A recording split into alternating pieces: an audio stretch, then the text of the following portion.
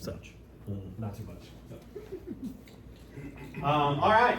Well, hey, thanks for being here. We're missing a couple of couples due to a bunch of random things happening. There's a business meeting happening right now downstairs for Forest Hills that some people are at, and so let me pray to start us, and then we're gonna swap what we did last week. We're gonna talk about share the experiences a few more. For a few more times so we don't get stuck at the end without anybody being able to share. And then we'll talk about the questions that I have lined up. So, all right, great. Jesus, we thank you for today. We thank you for all that you have done in our lives this week. Would you just continue to work? Would you continue to move in our lives and in our families? And yeah, just draw us closer to you as we seek to see you in the world. And it's through Christ we pray. Amen. All right, so did anybody get a chance to do any of the experiences this week or do anything different? And would you like to share? You're shaking your head. Matt's shaking his head. We did. No, we did. We actually got one in today. Yeah. Which was good. We went to what's it called? So it's the I one. took a picture of it 'cause It's I off knew of it was 96. There's a. It's like in the same shopping center where Kroger and there's a Goodwill and a Dollar General. It's a Mexican market. Market and Market and restaurant. restaurant. Yeah. And that was actually kind of cool. I thought on the outside looking in, there's like a lot of like pastries and danishes and things like that that are kind of in the window that you can kind of see when you walk by, and then when you go in, there's like an ordering menu restaurant kind of right in your right that you kind of go walk right into, and then on the left is like a whole market, like almost like a Publix. Yeah. Like with 4 or 5 kind of aisles of groceries and things like that. And then they even have like a meat calendar and like fish and all that kind of stuff that you can purchase too. Was it all in Spanish? Yes. Yes. Yes. So where is this? Is it near like this the drive-through Starbucks? That's not 96, is it? That's No, Hillsborough Road. I'm it's thinking of New kind of 96. close You to know this 65. Off the Goodwill, it's like really close to the Goodwill. Oh off yeah, of 96. Like behind Barbecue and Yes. McDonald's. Yeah, right in and there, Yes. right in there. Near the taco Near truck. Royal, near South Royal. Yes. It sells the tongue tacos. Ooh. Yes. Got it. So what did your whole family The go? whole family We went. all went in? Yep. How was it? I thought it went really well. The kids liked it. They were very entertained. Like I think, and we kind of told them before, and there's this giant grocery store near Matt's parents that's a whole international market. We were Yeah. like, this is gonna be like one section of Jungle Gyms, you know. We were trying to give them something to compare it to before we went in, but they were very curious. They looked around a lot, and Wesley said, "It's so cool because I saw the favorite chips of Lucy's, but I couldn't read what the word was." He said, "But I knew the bag. You knew the colors. I knew the colors, Uh-huh. so it was. I think it was a good experience for all of us." Oh, lovely. I think Abby wanted to, so we have a 5-year-old daughter, and she likes to touch everything as you would at 5, and so part of me was like trying to just protect her from, pulling something off and hitting herself.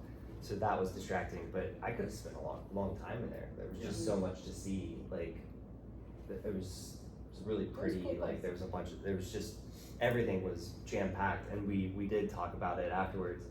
That there was a crucifix hanging like right by the counter. Yeah. And so Very large crucifix. Very large like, it was. crucifix. You couldn't miss it. And so, I mean, I think that was interesting as we were walking out. We were talking about that. Yeah. Like how many, groceries. So you're not going to go to Publix and they're going to See a be big this large. crucifix. Yeah. There. Interesting. Awesome. What else? Anybody else? I didn't clear ours with you, That's fine. but How dare you? I know. Oh, I should have. I was going to. No. But my sister's church was doing a homeless, like a packing for the homeless. Love it. And it was actually just in Brentwood, like at a neighborhood clubhouse. But a granddaughter of somebody in her life group at church started she's 20 years old. And when she was, did she say 13? She Okay, started when she was 13, she started a the Jumbled Dreams. jumbledreams.org, but it's a homeless ministry. Huh. And so anyway, she had a man there who spoke, and he's written like his memoir He's the head of Home Street Home. Home Street Home is the And name. Stephen, I don't remember his last name. But anyway, his name's Steven. He has an organization called Home Street Home. He's written a memoir. He was 52 years old when he became homeless. And Sydney and her mom came and like visited him and like ministered to him. And now 10 years later, he's out of homelessness and he's, but anyway, so it was really interesting. I mean, the kids heard his story. You know, he was like, my path to homelessness started when I was 12. And he's like, you know, I spent 40 years like on the cusp of everything being almost bad enough. And anyway, it was really fat. I mean, he lived on the streets of Nashville, and you know, he just like, he was like, the number one thing that you can do to help homeless people is to not judge them. He said, because you have no idea how we got here. Yeah. And he's like, less than 10% is drug and alcohol addiction. And most find addiction after finding homelessness. And so it was just really interesting to like hear his story and like what his, it was really profound, because he was abused in the church by a deacon, and the abuse continued for several years, and then he sort of goes away from, you know, Christ. He's like married 4 times, you know, now he's married to he's on his 5th marriage, but it's to his first wife. and they're like really happy. It's like, So he's sort of come full circle. yeah, it was like, anyway, it's a fascinating story. And I was so glad for the kids to hear it. Yeah. And he was like, but the 2 things you can do, he's like, don't judge people. You know, you don't have any idea. And he was like, and when you see someone, he's like selling the contributor, because he's like, I used to sell the contributor, you know. And he was like, people would have their windows down and they would be talking like, kids, if y'all don't listen to me better, you're gonna end up like with this guy. He was like, you know, you'd just be shocked at like the kind of things that you would hear people say. And he was like, smile and wave at us. He's like, you don't have to give us any money, you don't have to give us any food, but just like smile and wave, because we live in a feeling invisible and being judged for it, and no one knows why we are the way we are. Anyway, and so then we packed, like our group, we packed winter bags. So it was like alcohol wipes and socks and gloves and, you know, the foil blankets and fleece blankets. And so, I mean, the kids, like we got on an assembly line and like one of them did blankets, one of them passed bags, like we sealed bags, but it was such a cool experience. I mean, I didn't realize we were going to hear from someone who had been personally impacted. You know, I thought it was going to be her telling her story. Maybe she had been impacted or she knew people. But anyway, it was a very cool experience and something that I don't know that the kids would have gotten to hear, you know, if he hadn't been a part of it. That's great. Anyway. Does that count? Yeah, absolutely. Counts for you. It counts for you, not for you. This wasn't this week, but this reminded me of when I lived in Minnesota. I was in my dietetics program. They had a house there for the homeless to come to. Yeah. And so we would go to the house and we would have to, they had like a underground pantry, like just from donated cans from like different places. And we had to go down there and shop ahead of time, like go in there and pick out what we wanted to make for their dinner. And then we went to the house and like made dinner, like batch cooking basically. And then people were welcome to come in and then we ate with them. Yeah, it can be really eye-opening. A lot of them were pretty close, like they didn't like share their story or anything, but just people going through hard times remind me of that. As a child, I did something similar.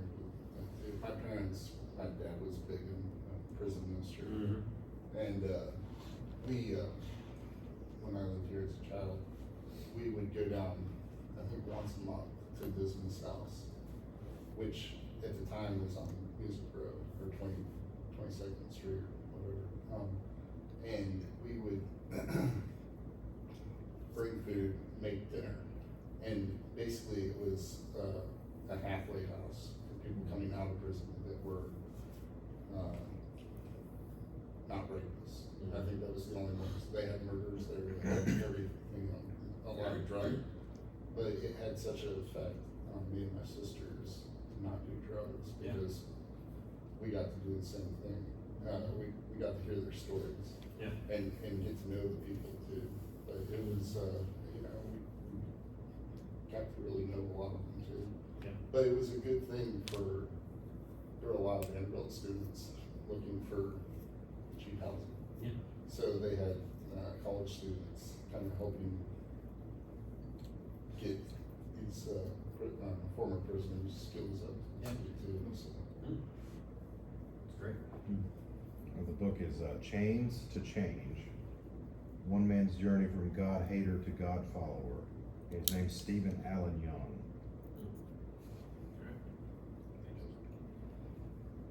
Anybody else want to share anything? We went to Plaza Mariachi last night. How was it? Very fun. Yeah. Really exciting. And you definitely get that feeling walking in like, don't quite belong here. But I love Latin culture, and we watched the circus show with the kids, and one of them commented, "This is not AGT," but I mean, it was still really good. America's Got Talent. Yeah. Okay. Yeah. And then after that, I was thinking we'd make a quick escape because the picture of what they were gonna do next was kind of dark. But it was actually really, like, there were jesters, people with masks, there was a guy on stilts, and they started a dance party, mostly for the kids. So they were handing out balloons, and we had so much fun. I love a Latin American dance party. But, yeah, it was a really good, we got the best quesadilla and some queso with chorizo. I don't know. Do you have anything else to add to that? It was super cool. I was laughing with the kids. That's like, I feel like you're in a food court because there's a lot of little restaurants in there. I'm like, Cool Springs Food Court doesn't do this kind of stuff. We're not gonna do a dance party. Yeah. Maybe they should. So yeah, but so like it was definitely I think a unique experience for our family to do. Good. Yeah, it was cool. I love that y'all are taking your kids too, because I think it's super eye-opening. So I'll share a little bit, and this wasn't on the list of experiences, but we feel like this weekend kind of turned into an experience because the wedding that we were at. So if you don't know, we did college ministry in Tuscaloosa for like 14 years. I started in 06 or the spring of 05. Yeah, spring of 05. Lauren came like about a year later, I think. And so you know, you get to see a lot of, anytime you work with college students, right? Like it's a time of their life where there's, you know, if they've grown up in church, like they're trying to figure out if church is really something they want to do. If they have had a strong foundation, some of it's like, I need to make this thing my own, and so they get to actually choose to go to church for the first time. But then there's a lot of change, if you all remember, from 18 to 23. Like it's a huge kind of change that happens in your life. So there was about five. So one of the things that we dealt with a lot was a lot of church kids come in, and then we were kind of, I think, on the beginning of kids being really open, trying to figure out like sexuality stuff. And so like they've either dealt with like homosexual attraction or same-sex attraction, or and trying to figure out what that is. And so there was it kept coming up over, like even in our 14 years, like there was always people that would need to talk about it or be pastoring about it and stuff. And so, well, at the wedding there was 4 guys who had come through our college ministry who are now practicing homosexuals and like living that lifestyle. 2 of them are married now to another man, and then 2 of them are like dating. And so our kids see that, and it opens up a whole bunch of conversations that you just get to have. And so and they're good conversations that we need to have. And so you know, like and so I go up to them and you know, and because most of those kids now I've known since they were 18, and so now they're like 32, 33. So there's 5 years of really intense experience, but then keeping up with them through social media and stuff. So talking to them, giving them hugs, you know, met the 2 husbands and tried to get to know them. And so it was just really interesting, the conversations that spouted out from, especially Leo's clueless, so he doesn't know. But with Ann Claire and Ella. And so like talking about like, okay, well, so Dad, like what does that mean, or what does that look like, or how does that happen? And then Ella started asking, well, like what if one of them decided to get married, like would we go to their wedding? And it was like, huh, really, like, and Ella's in 3rd grade, right? And so, like, a really profound question that, and we had that issue with some members of our church in Tuscaloosa where their son had come out as gay and was getting married. And so we had done a lot of pastoring with them as to whether or not they would even attend the wedding or not. And so, so for Ella, we're asking this question. I performed a wedding this weekend in Atlanta at a pizza parlor. And so it was a girl who was really close to our family for the last 15 years. But some of her friends were gay and had married. Yeah, right. But it wasn't a gay wedding. It was just, But so that led to a lot of questions for our girls, who saw them dancing, who saw them dancing with guys and everything. So Ella's like, would we go? And so Lauren and I are, this is like after all of it ended, and Ella had been crying because the music was too loud. But then it turned into like an existential question, about faith and how that works. And so we're like, well, we would mommy and daddy would talk about it, and we would pray about it, and then we would make a decision based on that. And so it was really, really interesting to see our kids kind of open up, have their eyes opened to that. And so then we turned it into, well, that doesn't matter the way that we treat them, right? Because even if they are that and they choose to be that, we still love them like Jesus loves them. She's like, well, yeah, of course, but but it was more like the logistics of it all for her. She's like, oh yeah, I get that we love them because Jesus did, but what about do we go eat with them? It's just stuff like that. You're like, well, yeah, they're people and they deserve our love. And so it was really, really interesting.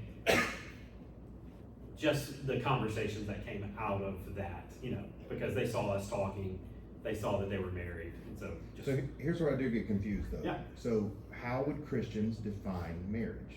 What is it? That is correct. Do you want to go into that right now? I mean, I'm just saying. We can. So one thing I've tried to do is not use language that is untruthful to myself, Yeah. even if I speak it to anybody else. But if we said marriage is the union between a man, a woman, and God, then fine.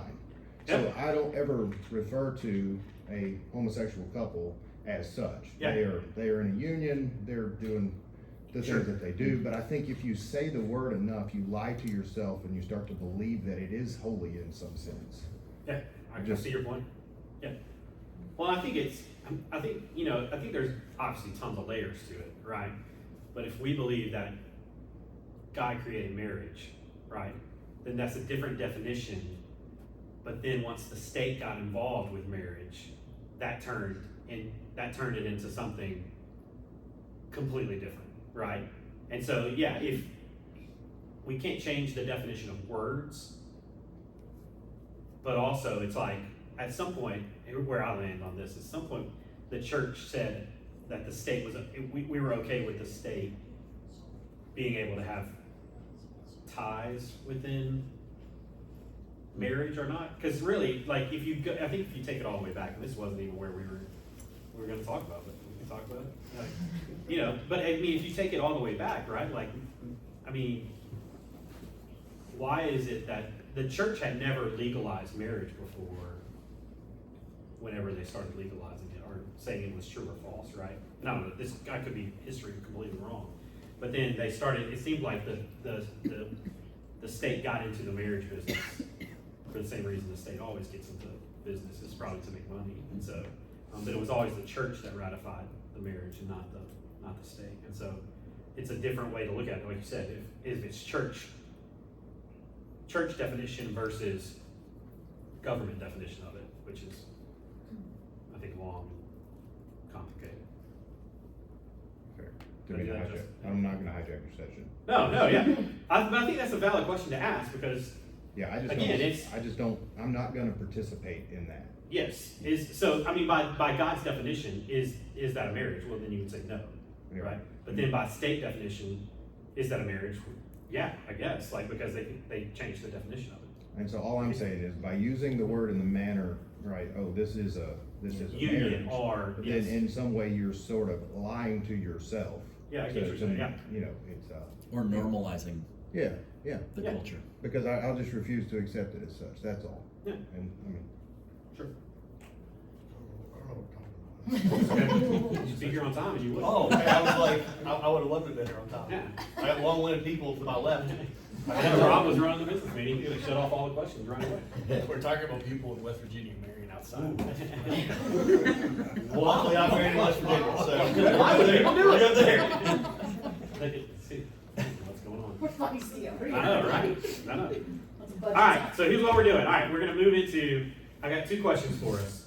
If you haven't been here, weren't here last week, what we do is we're gonna talk about these 2 questions. We're gonna this is a dialogue. This isn't me trying to convince Tim Harrington why he's wrong on a lot of things. But this is, I'm never wrong. yeah, I know you're never wrong, right? I kinda got it. And so, but we are going to just have a dialogue and see where it leads us. And I'm just kind of the moderator. And this is a way for us to try and think about things in a different way,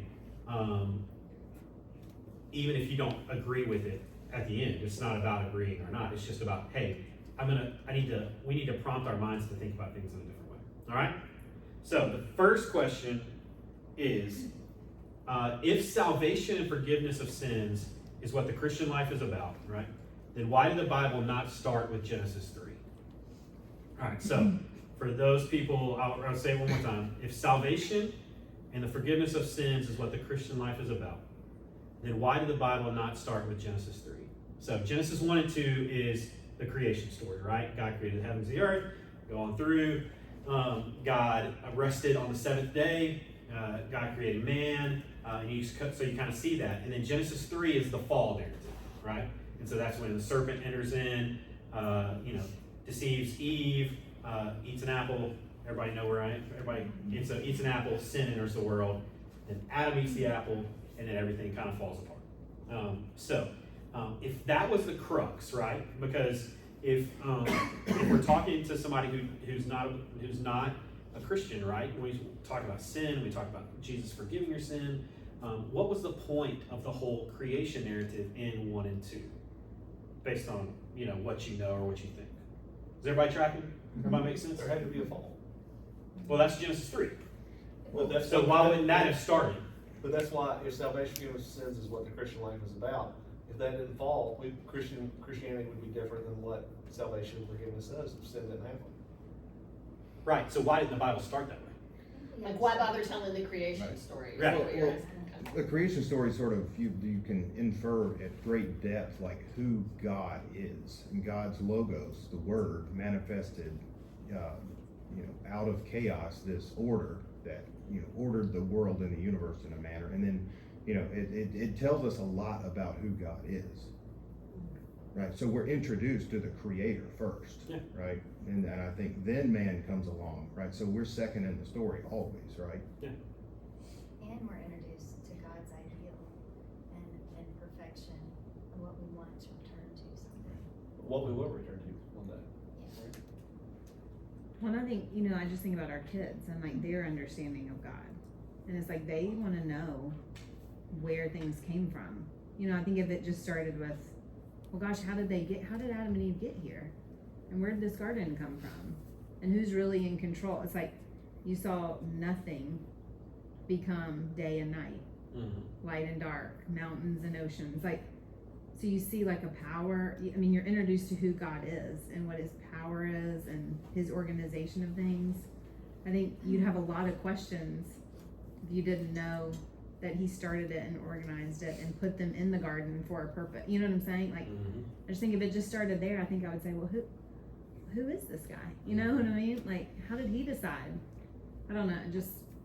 And time back to last week, I had this thought, if it started with Adam and Eve, which if Genesis read it as history, right? If it started with Adam and Eve, then aren't we all some variation of an Israelite mutt? Right? Like an inbred Israelite mutt, if it all came from two and, You take it all back.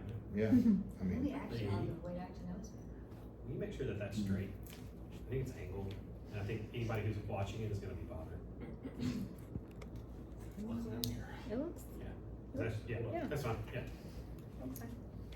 What did you say? I said, and then we really go back to Noah, like Yeah. it went like this and then back to Noah. All the way back to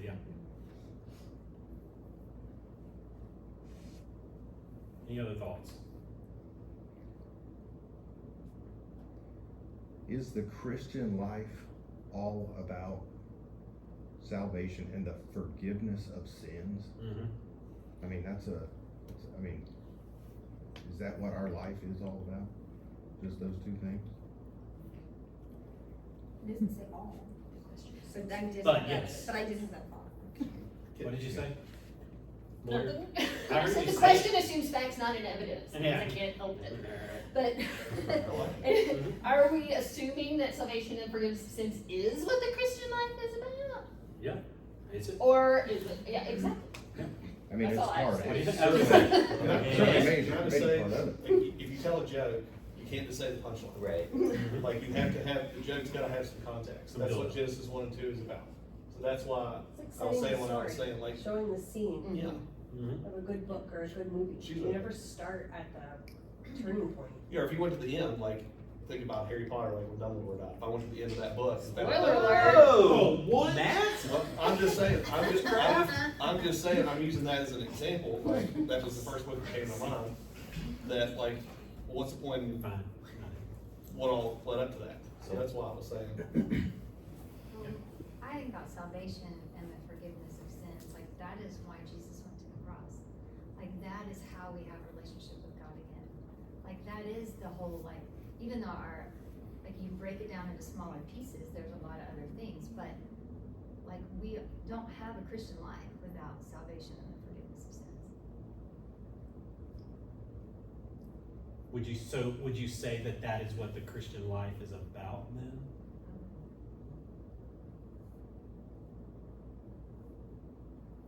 Jim's thinking real hard. I want to call him. I mean, at its core, it's about our relationship to God. The need for salvation and forgiveness of sins is to reconcile us back to God. I guess to reconcile us to have that relationship, correct? Yeah. Yeah, I think the problem is the word about. We just have to change that to whatever the correct word is. Change the question. Yeah, you're just trying to make it I don't like the complicated for us to question. talk. Yeah, I don't like the question, so let's change it. I changed it 3 times in the car on the way home from Atlanta. Like, why are we questioning what the Bible starts with at all? And why would we question that? Yeah. If we have faith in it. It's a valid question as well. It also wouldn't pair as well with John, Mm-hmm. right? That's what it is. The That's symmetry, why the symmetry at the it's end. like- Yes, I like the symmetry. We should always start everything out with at the end.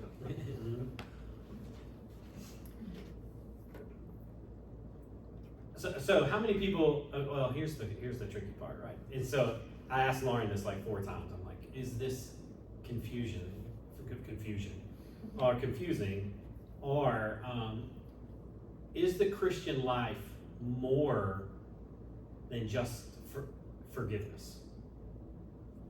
Just yes or no? Like, Well, there's more to Christian life than forgiveness. yes. Is there more to Christian life than just salvation?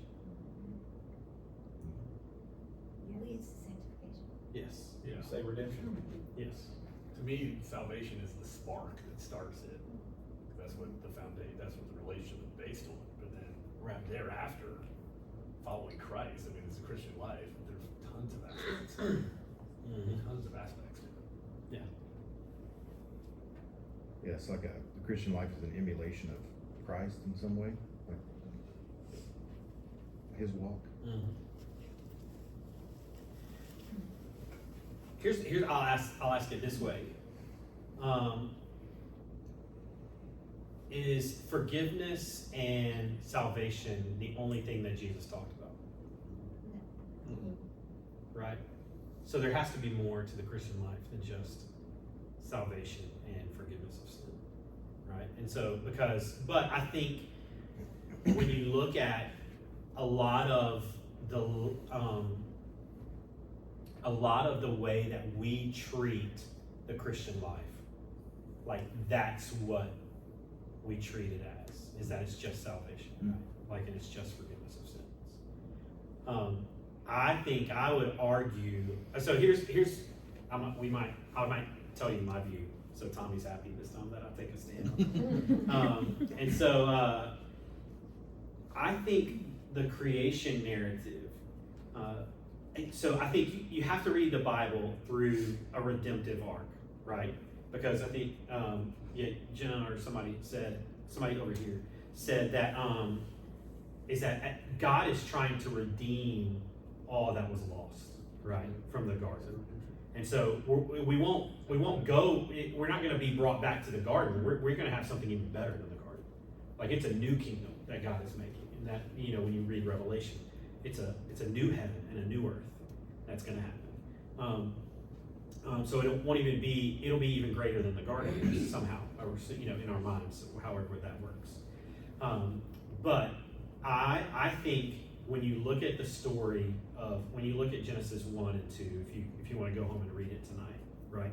There's a climax of Genesis 1 and 2. Does anybody want to guess what the climax of Genesis 1 and 2 is? Creation of man. Yes, right? Very good. Yes, Yeah, it was very good. Yeah. And so we get the images of God from the beginning, creating the heaven and the earth.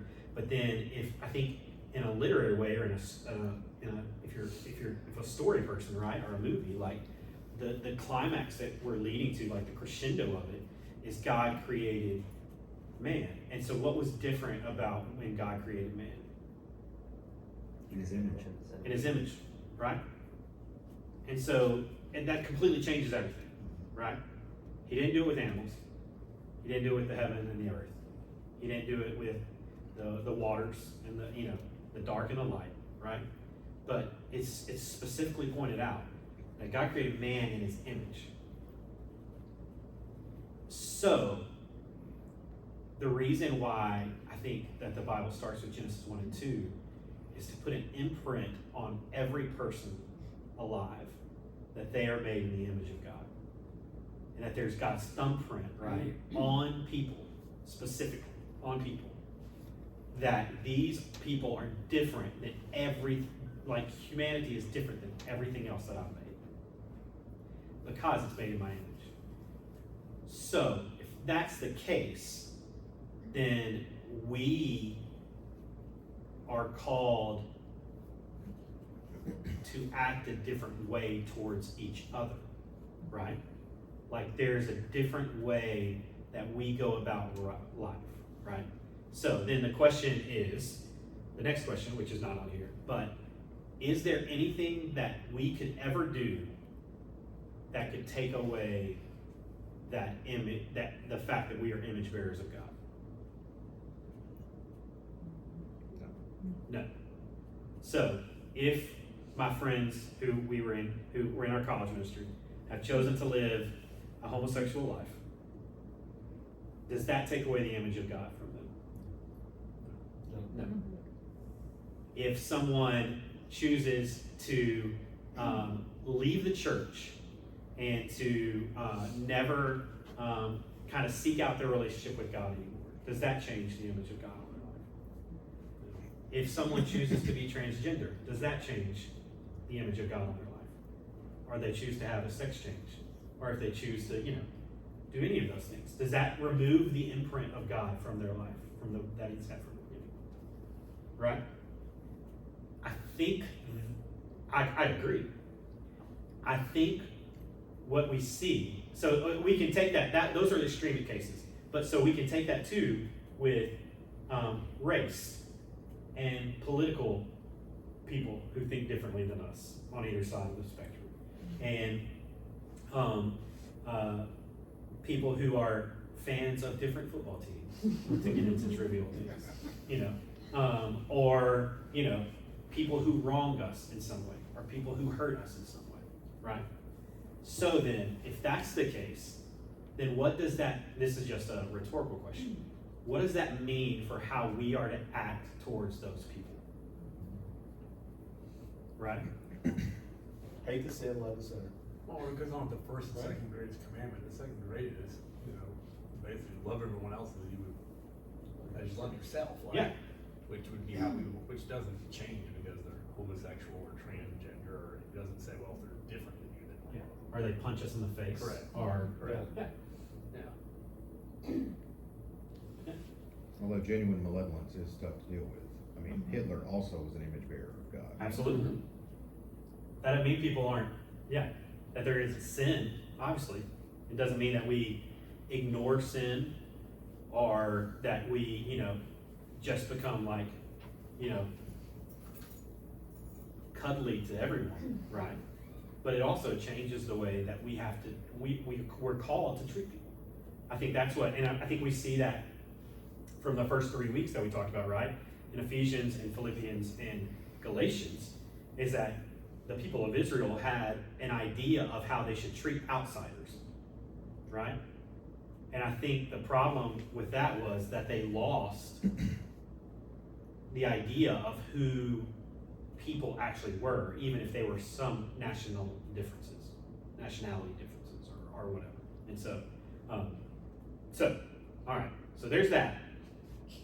Good talk, everybody. Second question, then, and this is gonna be, we might be done like in 5 minutes now, but, should followers of Christ then have enemies? Somebody ask it, define enemy. Yeah. How would you define an enemy? Lauren, what? No, I'm not. No, That means you wanted somebody to else. ask. No, that's you talked, that's the problem. Right, it's in class. So should we love Satan? I mean, He's the enemy, and it says love your enemies. I was gonna say, you still have to love them. Just, I mean, if they can be an enemy and you still love them. but is that a respect thing, or is that I would look more at it as a respect, and I would say respect for Satan from the sense of like, I know he can, things could change, Right. things could change in me in a heartbeat, like Right. he could put some evil on me that I could kill somebody. Right. Or whatever, and I'm not saying that would happen, I'm just saying, I see what you're saying, like, I think you have to respect, but I wouldn't love Satan. But does God love Satan? I mean, the Old Testament is full of what God did to his enemies, right? Yeah. So what he had the Israelites do to the enemies of God. And I would say, love is not, yes, respect and love go together as far as like in relationships and stuff, but people like can say that I respect that person, that doesn't mean I love them. I mean, truly love them, right? So I don't know if I necessarily equate those two words as being the same thing. I think they're different. We have enemies whether we want them or not sometimes, like people are an enemy. You may not wanna, doesn't mean you hate them, doesn't even mean you don't like them, but they come at you like an enemy. Like, like you may not make someone an enemy, but they just become an enemy. I guess, what does it mean to love someone? I mean, we talk about loving somebody, that's what I kind of think. We've got relationships with people that we talk about this, like how do we treat them? And like, I still think you have to speak the truth in love. Meaning like, if I don't share truth with them depending on certain circumstances, then do I really love them? I mean, if there was someone getting ready to walk off a cliff, and I don't want to offend them, I'm not gonna tell them they're gonna love it to their death. Yeah. Well, if I really love them, I'm gonna say, hey, I'm gonna tell you the truth, don't walk that way, because you're gonna fall off a cliff. Or you're gonna try and tackle them before. Correct, yeah.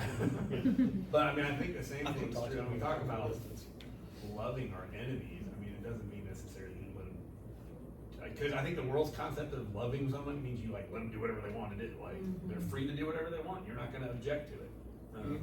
So unless, when the Bible says love your enemies, right? Is that just an acknowledgement that we will have enemies? Maybe a better way to say this question is, should followers of Christ make enemies?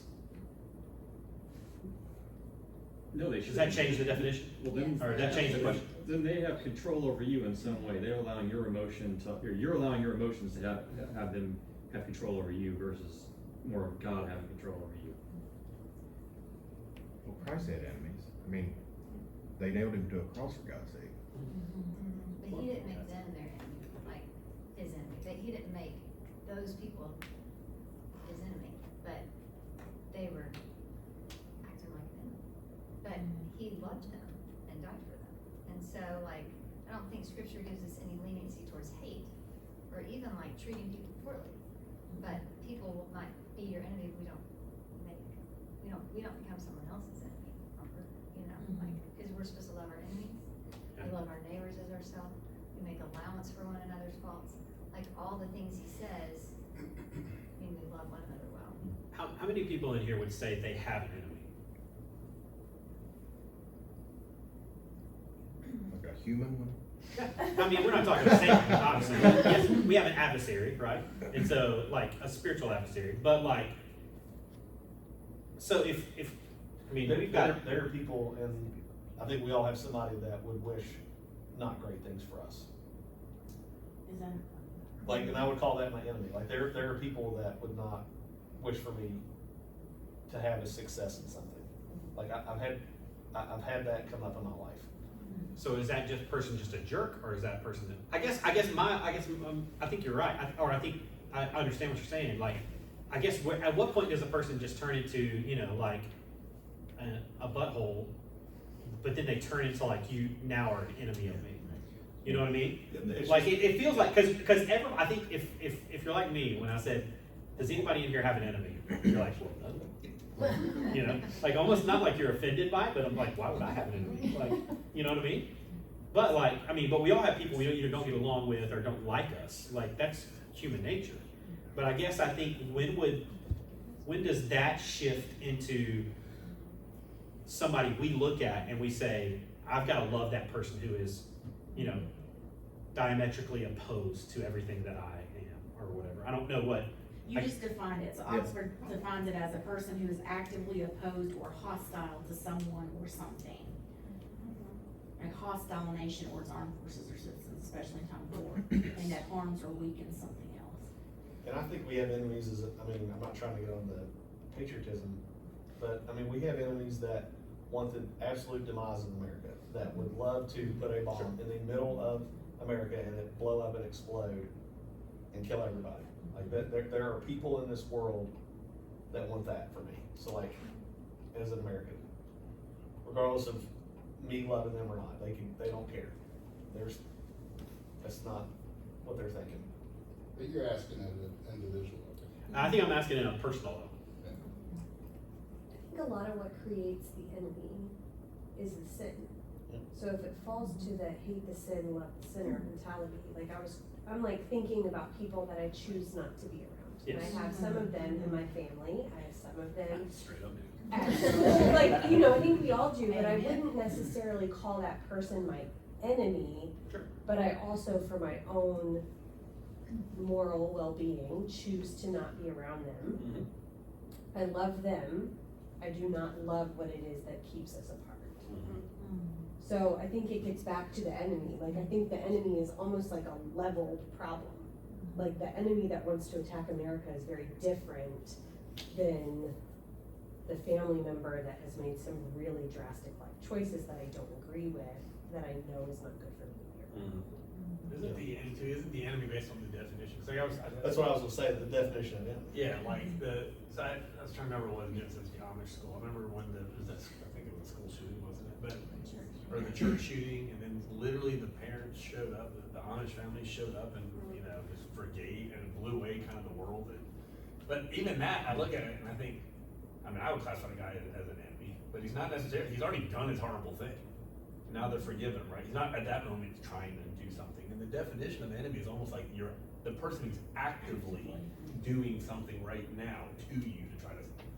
Now, if I'm walking in my car with me and Jenna and somebody attacks us, they're trying to hurt Jenna. I mean, that person's my enemy at that moment. Like, I'm not gonna be, man, I love you. Come after I it. feel like one of the examples that keeps coming in my mind is I think about someone who is an alcoholic. Mm-hmm.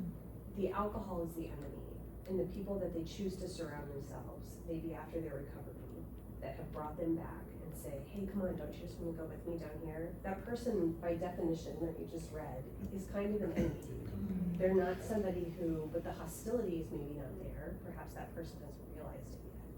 So yes, to answer your question, should followers of Christ have enemies? Yes. I don't know if anybody's ever experienced this. I had a friend that died at 11 years old, and I'm going to classify this person that killed him as an enemy. And the reason I'm going to say this is because he was with his mom and his dad, and they were going to get fireworks for the 4th of July.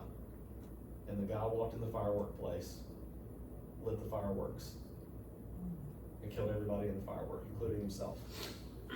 So for me, that's an enemy thing to the extent of I'm looking to cause harm to everyone around me plus myself.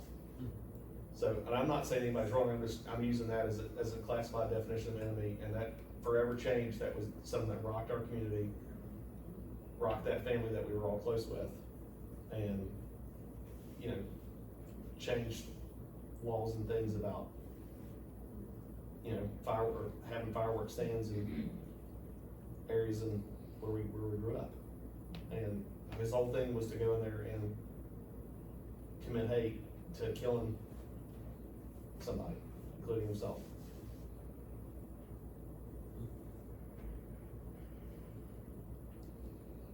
Won't there always be, is it a slippery slope when we say, if it's somebody who's actively trying to do us harm, right? Well then, why wouldn't we say that anybody who disagrees with us is our enemy then? Anybody who opposes what I stand for. Silence is violence. And that's sort of where we are with a lot of us in this country.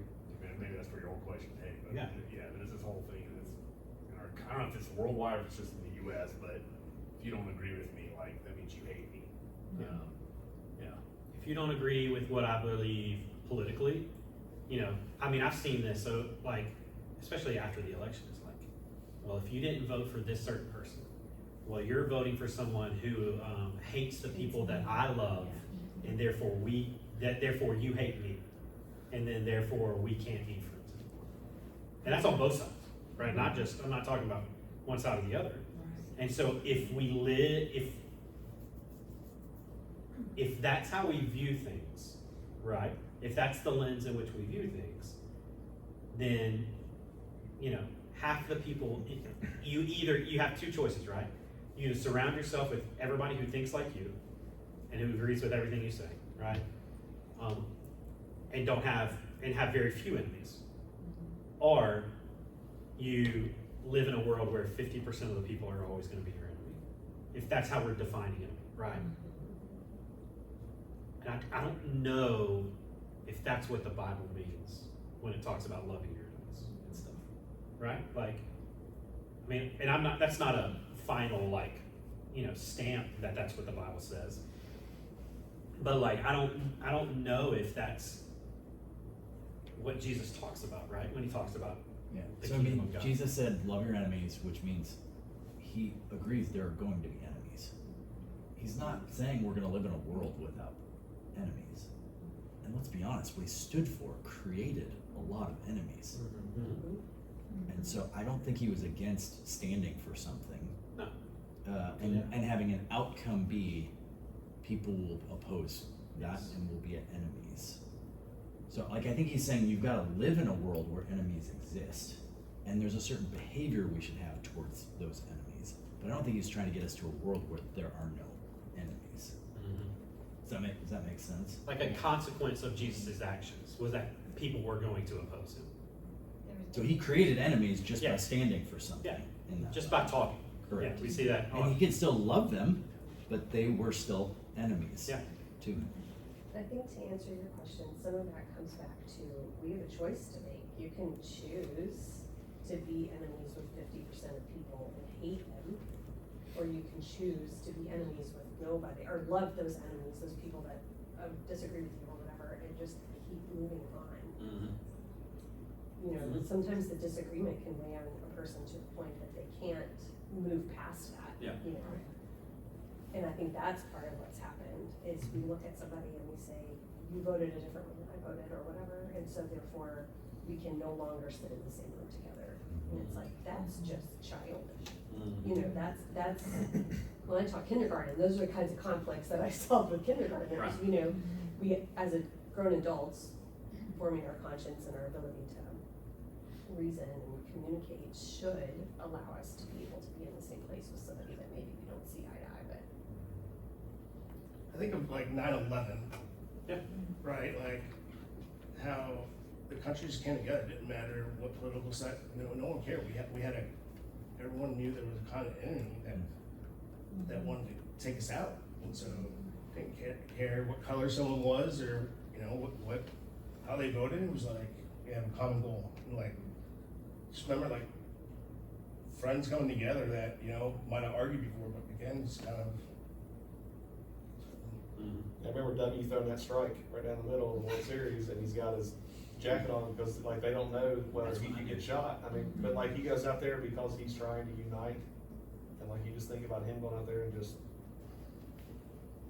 That's right. That's right. Typical lane. Chad, we need you for question one. Oh, yeah. 4 minutes left. Chad Lawson, just typical. And we've been done for like 30 minutes. Yeah, we're just chatting. Talking about the budget. Okay, so here's how I want us to end, and I want you to think about it for this next week. And I think everybody has my phone number, so if you want to, you can text and tell me, hey, I hate you. Here's what I've been thinking about all week. And we'll talk about it next week too. But all right, so we all agreed at the very beginning that everybody is imprinted with the fingerprint of God, right? Made in His image, right? And so there's nothing that you can do that can take it away. Nothing that you can do that would make that image leave you. Like God's created you, therefore there's an image in His image. All right, so then we have a question about enemies, right? Now we know that there are, if we look at Jesus' life and consequences of His actions, or that people were going to be opposed to Him, diametrically opposed. So how does that look if we believe that every person is made in the image of God, right? And so they have an inherent worth because of that, right? But then we also see and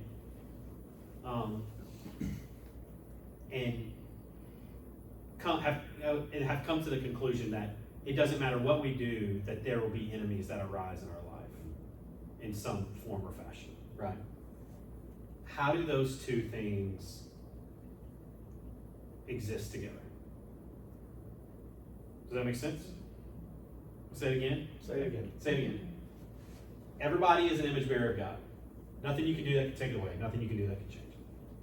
But from our discussion, right, and it seems like from Jesus' life, like you would think of anybody who, well, I guess you could say it both ways, like of anybody who wouldn't have enemies, or of anybody who would have enemies, like Jesus would be that person.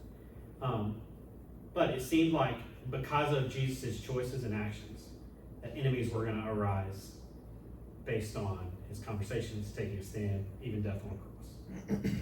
And so now for us, we have image bearers. We're surrounded by image bearers no matter where we go.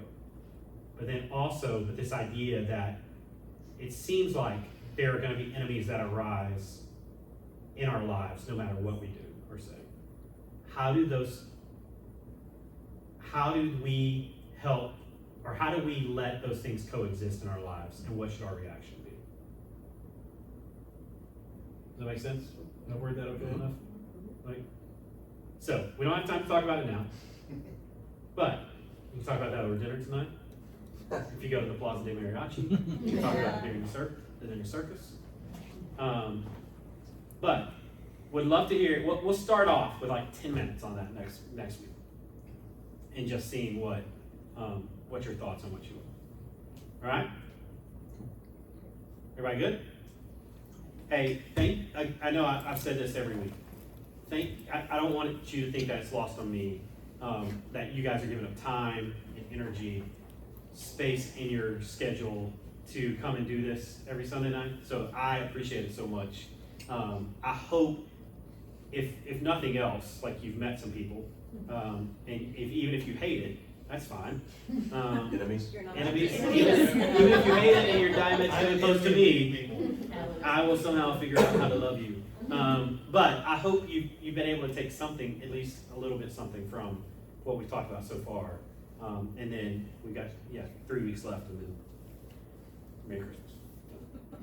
All right? Thank you guys. Thanks for being here. Katie, we should stop on that.